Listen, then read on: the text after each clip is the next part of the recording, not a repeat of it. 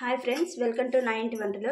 ఈరోజు వీడియోలో మనం రైస్లోకి చపాతీలోకి రెండింటిలోకి చాలా టేస్టీగా అనిపించే దొండకాయ పచ్చడిని ఎలా తయారు చేసుకోవాలో నేర్చుకున్నాం. ఇది రైస్లోను అలాగే చపాతీలోను రెండింటిలోనూ చాలా టేస్టీగా ఉంటుంది. తప్పకుండా ట్రై చేయండి. ముందుగా మనం ఒక పెనం పెట్టేసుకొని దీన్ని హీట్ అవనివ్వాలి. పెనం హీట్ అయిన తర్వాత కొన్ని మెంతులు వేసుకోవాలి.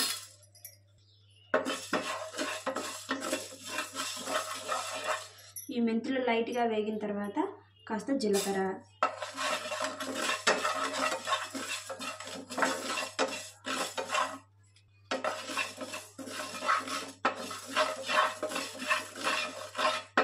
జీలకర్ర కూడా లైట్గా వేగిన తర్వాత కరివేపాకు వేసుకోవాలి.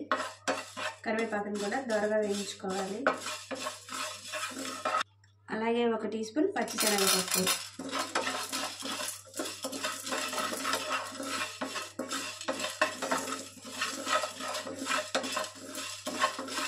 వీటన్నింటినీ లో ఫ్లేమ్లో పెట్టుకొని బాగా వేయించుకోవాలి.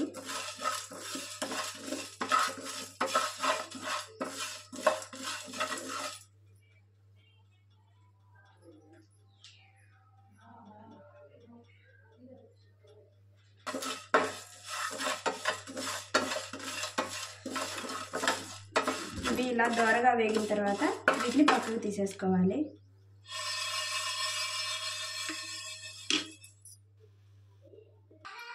ఇప్పుడు రోల్ శుభ్రంగా కడుక్కొని ఇందులో మనం వేయించి పెట్టుకున్న జీలకర్ర, పచ్చిశనగపప్పు, కరివేపాకు, మెంతులు వీటిని వేసేసుకొని మెత్తగా నూరుకోవాలి.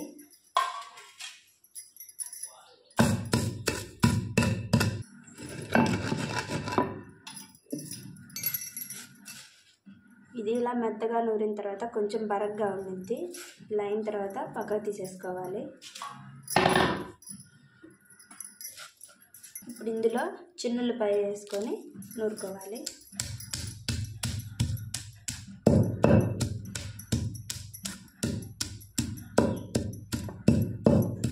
ఇది కచ్చా పచ్చాగా నూరిన తర్వాత ఇందులో పచ్చిమిరపకాయలు వేసేసుకొని నూరుకోవాలి. కచ్చా పచ్చాగా నూరిన తర్వాత ఇందులో దొండకాయ ముక్కల్ని ఇలా సగానికి కట్ చేసుకోవాలి. ఈ ముక్కల్ని వేసేసుకొని నూరుకోవాలి. వీటిని పచ్చిమిర్చి అలాగే ఈ దొండకాయలు కొంచెం కలిసేలా కలుపుకొని ఇవి రెండు కాస్త మిక్స్ అయినట్లు అనిపించిన తర్వాత ఇందులో నేను కల్లుప్పు యూజ్ చేస్తున్నాను. మీ రుచికి సరిపడా ఉప్పు వేసుకోవాలి.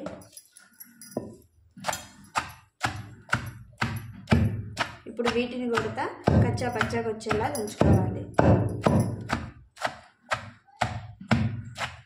ఒకవేళ మీకు రోల్ అవైలబుల్లో లేకపోయి ఉంటే మిక్సీలో కూడా వేసుకోవచ్చు. జస్ట్ ఊరికి అలా ఒకసారి అలా తిప్పేసి ఆఫ్ చేస్తుంటే సరిపోతుంది. వేటికి సపరేట్గా పట్టుకొని తర్వాత అన్నిటిని కలిపి ఒకసారి అలా తిప్పితే సరిపోతుంది.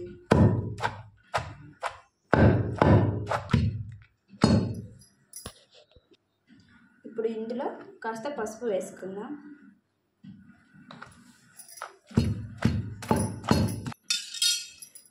ఇలా ముక్కలన్నీ బాగా మెదిగేంత వరకు నూరుకోవాలి. ఇలా మెదిగిన తర్వాత ఇందులో మనం ముందుగా నూరు పెట్టుకున్న పొడి ఉంది కదా, ఈ పొడిని ఇందులో వేసేసుకోవాలి.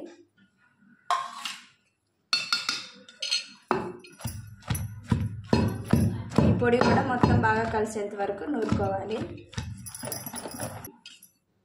ఇప్పుడు దీన్ని బౌల్లోకి తీసేసుకున్నాం, ఒక ప్లేట్లోకి తీసేసుకున్నాం.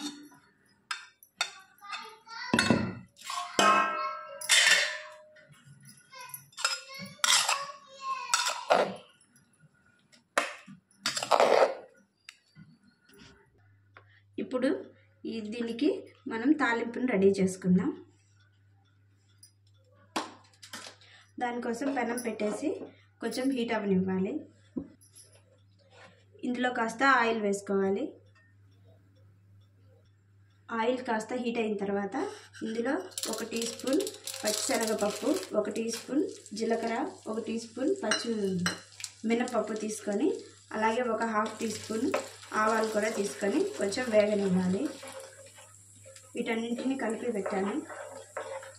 ఇవి కాస్త వేగిన తర్వాత ఇందులో ఎండుమిర్చి వేసుకోవాలి. 3 లేదా 4 ఎండుమిర్చి సరిపోతుంది. ఒక 3 రెబ్బల కరివేపాకు. ఇవి వేగుతుండగానే ఇందులో మనం సన్నగా తరిగి పెట్టుకున్న ఉల్లిపాయ ముక్కలు వేసుకోవాలి. వీటన్నిటిని బాగా వేగనివ్వాలి. ఉల్లిపాయ ముక్కలు అనేవి పచ్చిగా ఉండకూడదు, అలా అని నల్లగా కూడా మాడిపోకూడదు. కాస్త కలర్ చేంజ్ అయిన తర్వాత కలిపేసుకోవచ్చు పచ్చడి. చూస్తున్నారు కదా, ఉల్లిపాయ ముక్కలు లైట్గా కలర్ చేంజ్ అవుతూ వస్తున్నాయి. వీటిని ఇంకొంచెం వేయించుకుందాం. చూసారు కదా, ఉల్లిపాయ ముక్కలు ఇలా వేగిన తర్వాత వీటిని ఆ చట్నీలో కలిపేద్దాం.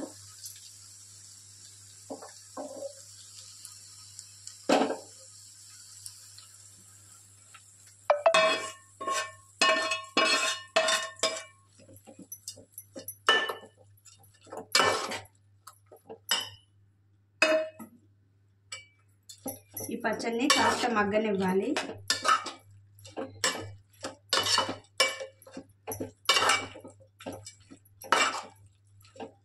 మూత పెట్టేసుకొని కొంచెం సేపు మగ్గనిద్దాం. మధ్య మధ్యలో ఇలా కలుపుకుంటూ ఉండాలి.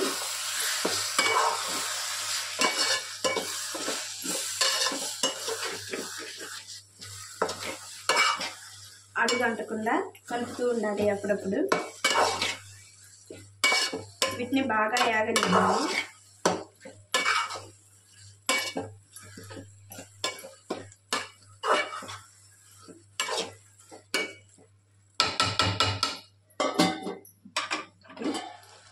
చూస్తున్నారు కదా, ఆయిల్ ఎలా పైకి తేలుతూ ఉందో. ఇలా వచ్చేంత వరకు మధ్య మధ్యలో కలుపుకుంటూ ఉండాలి. ఈ ప్రాసెస్ అంతా కూడా మంటని సిమ్లో ఉంచే చేయాలి. లేదంటే ఎక్కువ హైలో ఉంచి కానీ చేసామంటే అంత పచ్చడి అంతా మాడిపోతుంది. అలాగే దొండకాయ ముక్కలు కానీ పచ్చిమిరపకాయ ముక్కలు కానీ సరిగ్గా మగ్గవు. సిమ్లోనే ఉంచి చేస్తే బాగా మగ్గుతాయి. ఇలా కలుపుకుంటూ ఉండాలి.